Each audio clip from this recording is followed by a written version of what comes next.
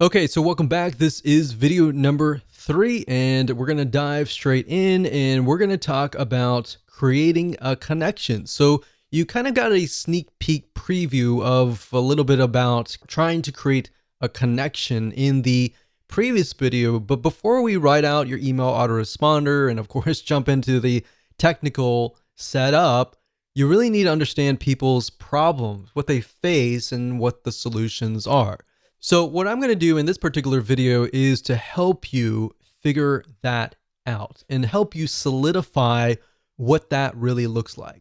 Because the reality is that before you can even do that, you need to do a bit of research, kind of demographic research, or in other words, what does somebody look like? What does your prospect look like? And understand what somebody's typical day looks like. Now, you might be wondering, why would I ever want to know that kind of detail? That's actually very crucial, because if you understand what happens in their day to day, you will understand their frustrations, you will understand their happiness, you'll understand their problems, and you'll understand how to create a connection with them to go beyond just, okay, you're behind the scenes, you're behind the computer kind of thing. You'll create a connection, even though you're worlds apart or countries apart. You will create a connection that will click. And that's the end goal of this particular video. That should be the end goal of your list. So my question to you is, does your prospect within your niche lean heavily towards male or towards female? Or does it equally move towards both male and female? So in other words, in order for it to lean just towards female, is if, let's say, for example, that niche is 90% female, or even 95% female, or even 75%. But even 75%, you're kind of moving towards that 50% so that it's both male and female. But if it's heavily towards males or heavily towards females, 80% above or 90% or above, then you want to jot that down. The next question is, what is your product or service or affiliate program trying to solve? So let's pick a niche. For example, survival niche. That niche tends to lean more towards males.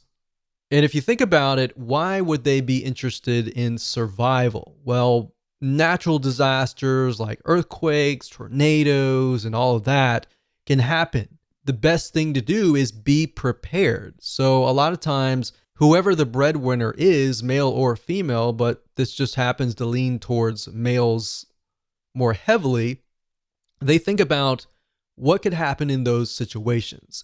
Is my family prepared? Or am I prepared enough to help my family in these dire situations? So if you have a product in that case, then you could essentially build a lead magnet or an email autoresponder series that touches on those pains, those fears, the ones that keep them up at night, knowing whether or not their family is going to be safe in these natural disasters. It doesn't matter if you're selling a product or service or an affiliate program. The whole goal of every single one of these items is to build a relationship first.